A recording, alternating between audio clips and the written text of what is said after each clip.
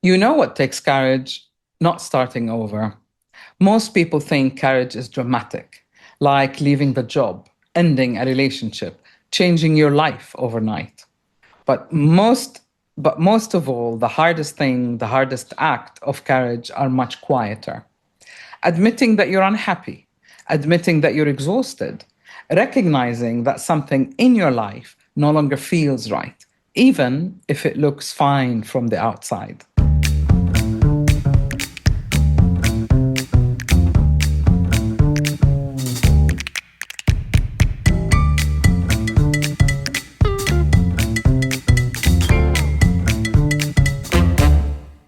Welcome back to Unbox the Podcast. I'm Sahar Huneidi Palmer, and this season is the courage to be you. Show up, stay true. Today, I want to talk to you about courage as a change agent, a catalyst for making the transformation in your life. A lot of people spend years getting in their own way. They keep functioning, they keep producing, they keep coping, they meet expectations of other people. But internally, they already know that something is not quite right. Something needs their attention.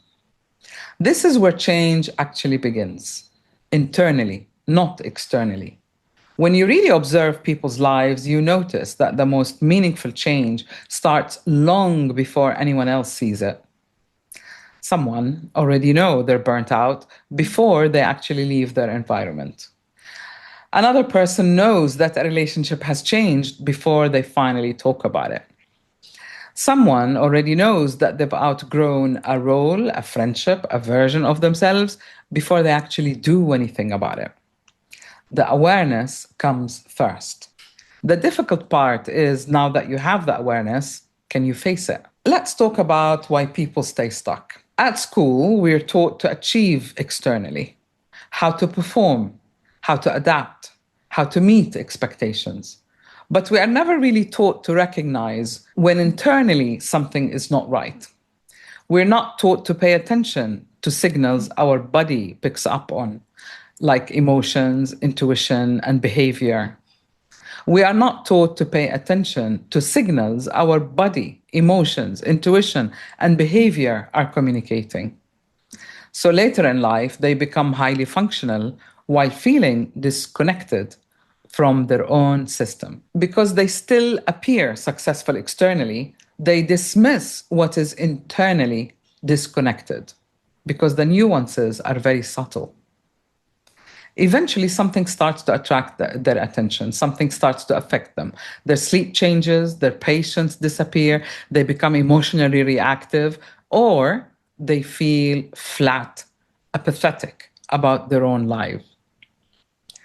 Usually, the signs were already there, but they kept telling themselves to push through, to stay productive, to stay grateful, to stay reasonable, until eventually things begin to break down.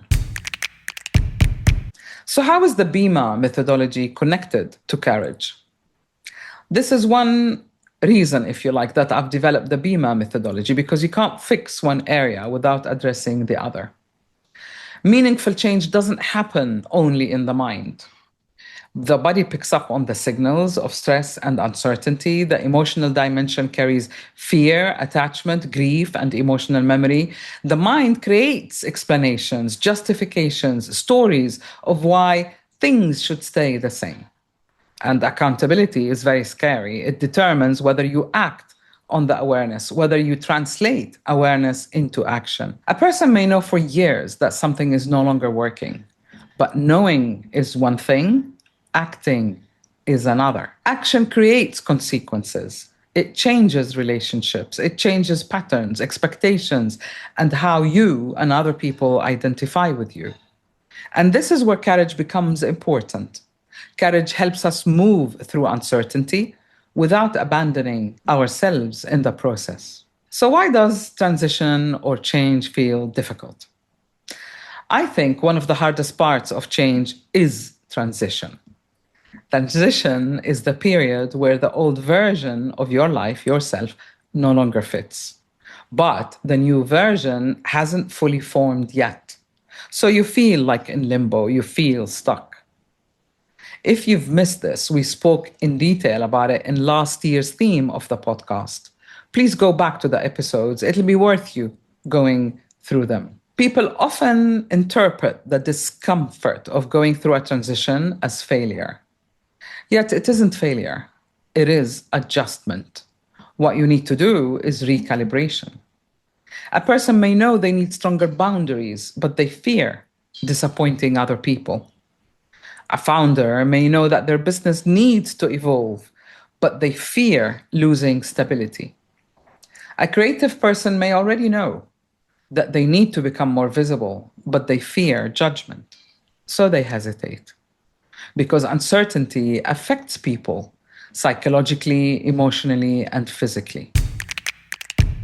Here's a client example. I remember working with an awesome woman, someone whose identity was built around being dependable, highly capable, always available, always carrying responsibility for everyone else. She was admired for it, but privately she was exhausted and no one could see that. And the difficult part was this: the same behavior that made her successful was actually disconnecting her internally.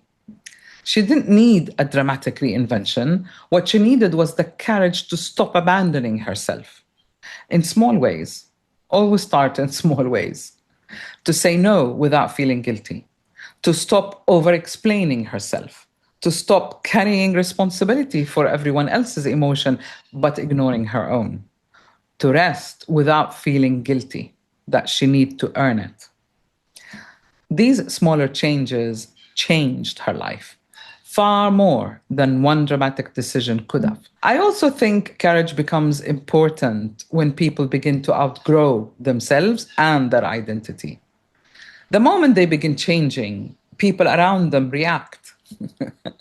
Often because people become comfortable with who you used to be. So courage sometimes means staying connected to yourself while others have to adjust to the fact that you're changing. Another thing I have noticed is that intuition usually arrives before external proof, meaning you sense this before you actually see visible evidence. People always sense that something is wrong before they can logically explain it. We're built that way. Your nervous system picks up very quickly. For example, they feel drained in certain environments or situations. So instead of actually listening to themselves, they override their senses. I believe that courage initiates change. Life changes all of us through experiences, relationships, disappointments, growth, aging, grief, and success. But there are also moments where we consciously participate in that change, where we stop waiting for life to change us.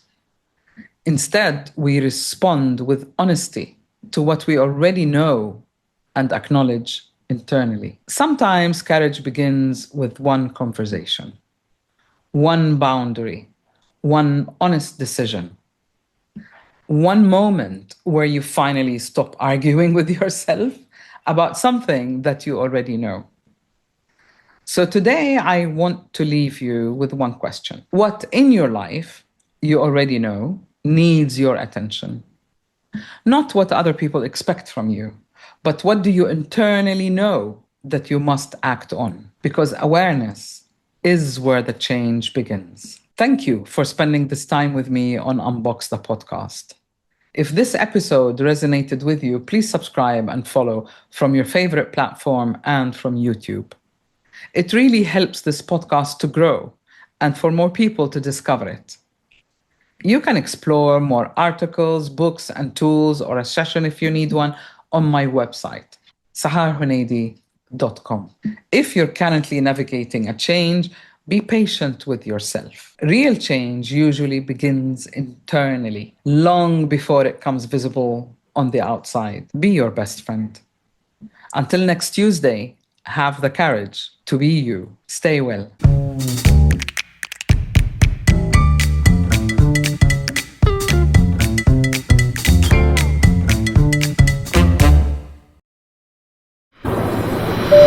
Attention, flight away passengers. All right, let me say this properly. The next time you fly with Fly Dubai, you might hear a familiar voice. Yes, mine. Unbox the Podcast with Sahar is now available on board. So imagine this. You're in the sky, somewhere between where you are now and where you are going, and at the same time, you're traveling within yourself. No downloads, no planning, just press play. And yes, I'm officially your flight companion now. So the next time you fly, let us travel together to new places, new thoughts, new perspective, and deeper awareness. See you on board.